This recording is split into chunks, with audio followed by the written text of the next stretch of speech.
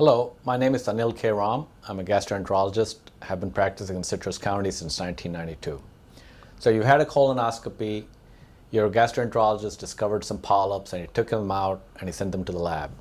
This video is meant to explain what colon polyps are. A colon polyp is an abnormal growth of tissue in the lining of the colon that has the potential to become malignant. Fortunately, most colon polyps don't become malignant. They're quite common actually in people as they get older. And we have time when somebody has a colon polyp to remove them because of their size. What can cause colon polyps to grow or develop? The number one risk factor is actually aging. The older you get, the more likely you are to develop a colon polyp.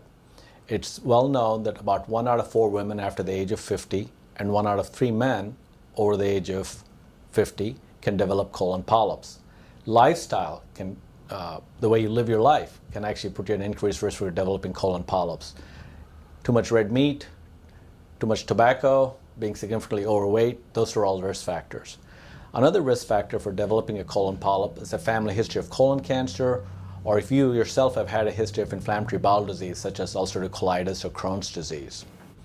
There are some studies that show that low-dose aspirin or even non-steroidal medications like Advil or ibuprofen can decrease the risk of colon polyps, and some people take them, but it's generally not recommended because of other side effects from those medications. There are 3 main types of colon polyps. Hyperplastic, which are small, usually located in the rectum. They don't have any premalignant potential and they really are not a problem. Adenomatous polyps, which is the most common type of polyp that we remove in patients, those polyps do have potential to become malignant, and whenever we see them, we'd rather remove them when they're small. Typically, it can take about 5 to 7 years for an adenomatous polyp to become malignant. The third type of polyp is a malignant polyp, which means there are already cancer cells in the polyp, either invading the polyp or the blood vessels that supply the polyp. They can be removed endoscopically, but sometimes they're going to need surgery, especially if it's invaded the blood vessel. When we do see a colon polyp, there are a couple of ways we can remove them. We can either lasso them with a snare, or we can cauterize them with a biopsy forceps. The patients don't feel any pain when we take out a colon polyp because the lining of the colon does not have any pain sensors.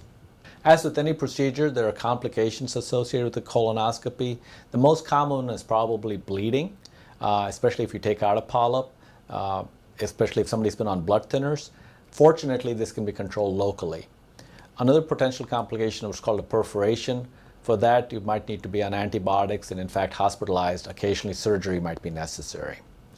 So you've had a colonoscopy, you had polyps, you need to follow up with your gastroenterologist.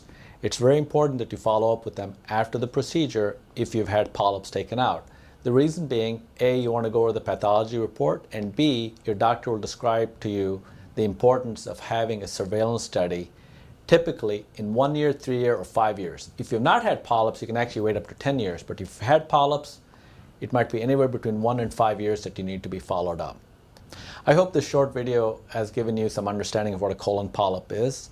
If you have any questions, please feel free to call our office, 352-563-2450. Thank you.